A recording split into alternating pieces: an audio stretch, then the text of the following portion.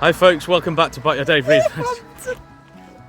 She's gone off laughing, there she is. This one's an adventure. As any bird watchers who watch might know, the end of summer coming into autumn is a particularly tough time of year for bird watching, because most of our spring and summer birds that breed in the country are either going or have gone, and the winter birds haven't quite made it yet. But we're going to go and try and find some. So we're heading for Spurn, which is the south part of the East Riding of Yorkshire, and there are a few scarce birds there, including citrine wagtail and redneck phalarope. One thing I did fail to mention is, although some of our birds can be a little scarce, this time of year can be quite good for accidentals if you're in the right place, and the right place is the East Coast. We picked 10 birds to find in 24 hours. Most of these are either lifers or very rare birds. So the first one being the citrine wagtail, which would be a lifer for both of us. Red-necked phalarope, that would be a lifer for Kaylee. Caspian gull, which would be a lifer for both of us. Greenish warbler, that would be a lifer for both of us. Purple heron, that would be a lifer for Kaylee, but I've never seen one in the UK. Redback shrike, which wouldn't be a lifer, but we've both only seen one and recently. Black tern, that would be a lifer for both of us. Arctic skewer, that would be a lifer for both of us. Wryneck, which would be a lifer for both of us. And Blythe's reed warbler, which would be a lifer for both of us. So with that in mind, we headed to the East Coast. We parked up late on and settled down for the night, and woke up in Kilnsea, which is just a stone's throw from Spurn. This was our overnight stay. So it was a car park in Spurn. You can see a lot of camper vans and such behind me. Even though there were quite a lot of camper vans and people around, it was surprisingly quiet. There was no real disturbance. We went to sleep listening to the waves that you can hear behind me. It's actually a really pretty spot. I've just gone for a walk and it's very dramatic. Sky this morning, pretty active sea, really nice. And also the added bonus is there's actually toilets here, which is exceptional. There were some bird watchers already about, so we thought it's time to start our challenge.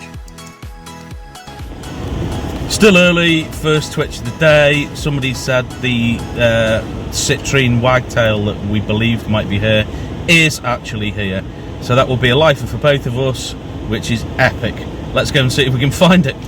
We took a short drive to where we thought the citrine wagtail had been seen, and we bumped into some other bird watchers who pointed us in the right direction.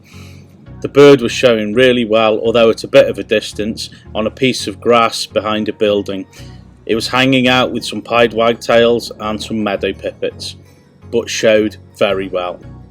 This bird was a youngster. These birds are usually in Eastern Europe and Russia. They do regularly turn up in the UK, but this is a lifer for both of us.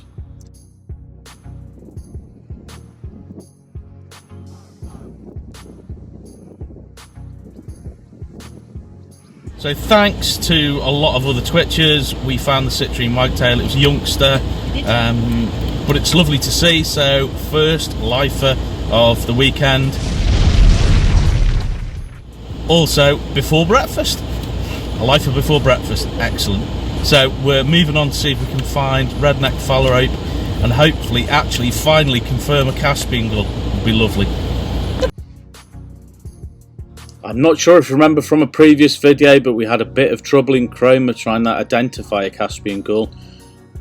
This and the following bird, the redneck phalarope, were at Kilnsea Wetlands, which was a stone's throw from where we stayed overnight. There were lots of other lovely birds, including dunlin, ruff, grey plover, little egret, and lots of other gulls.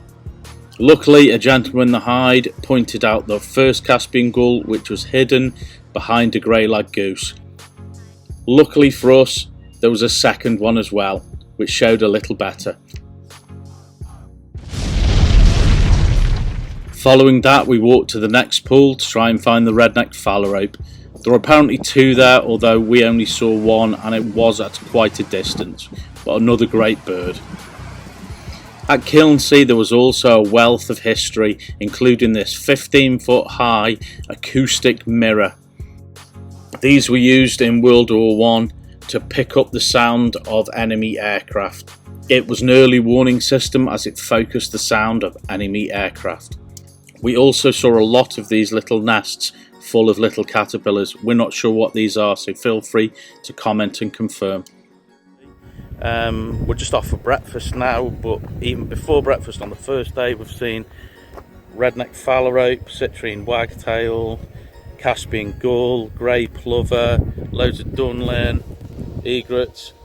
Super. Now it's time for breakfast and see what we do next. After a very nice breakfast at the Spurn Discovery Centre, we decided to go to do a bit of sea watching, looking hopefully for Arctic skua. We did see one, but it was at a massive distance. I assure you this little shape in the picture is an Arctic skua. We also saw a lot of flybys from birds like scoters and teal.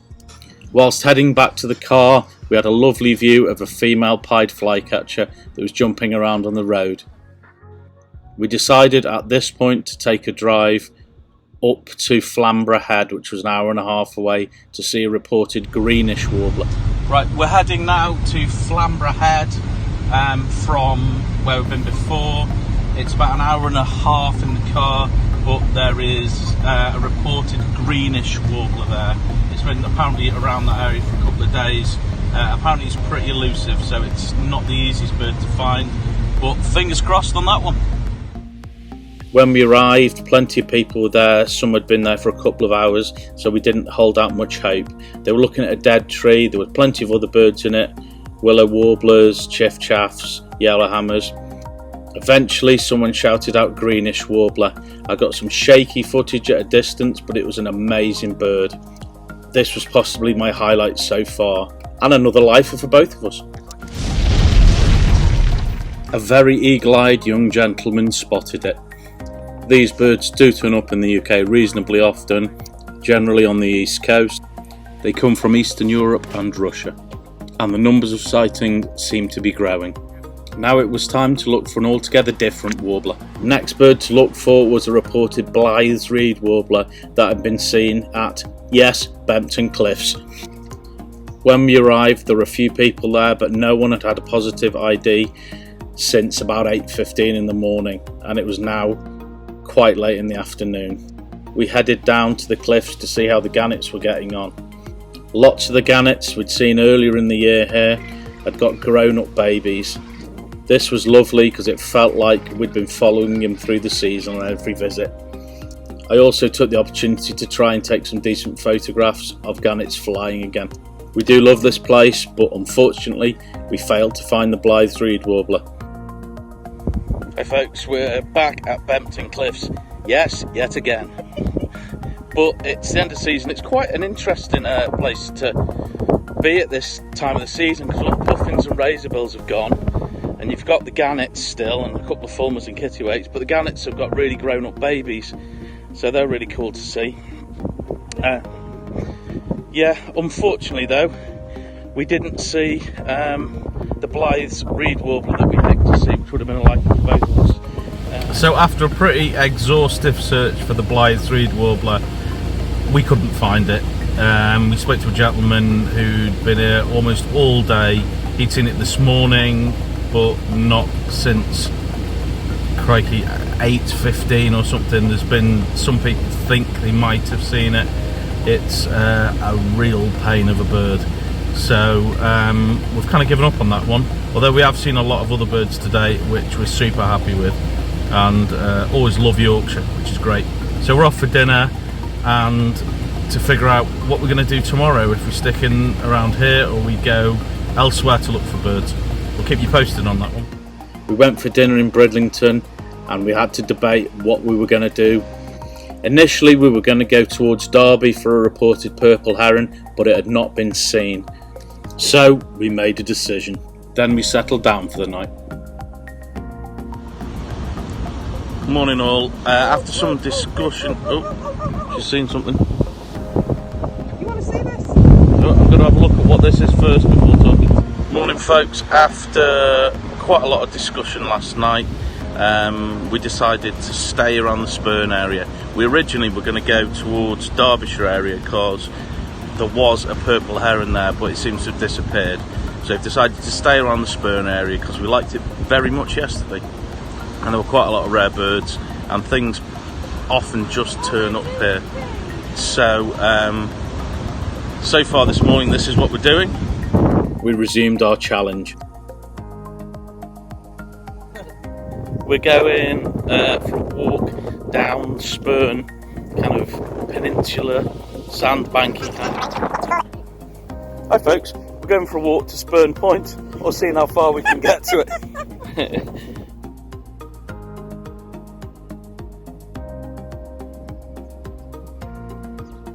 This walk down Spurn was to try and find a wryneck that had been spotted there.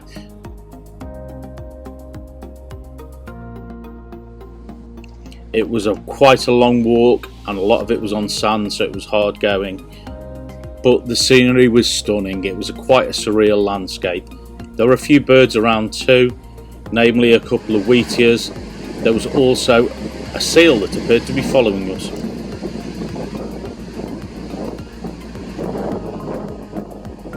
After spotting a nice windchat and a couple of warblers, we found the hide in which the wryneck had been seen nearby. We went in the hide to check out some of the terns, including common tern, sandwich tern and a young little tern. And after a pretty thorough search around the hide area, we didn't find the wryneck. And by this time it was nearly time for the challenge to end. So we started on our long walk back for breakfast and a well-deserved cup of tea. Oh, hi folks, we're on Spurn, and she's falling over. We've been to try and find a wryneck that was reported here yesterday, but no sign of that, unfortunately. We've had a hell of a long walk. It's about 3.5 miles in the sand, so it's pretty tough going. So we are ready for a cup of tea and breakfast. After this breakfast, well, more of a brunch, we decided to head towards home and the backyard aviary. Spurn had really showed us its best. It was a beautiful place, and I think we'll be back again.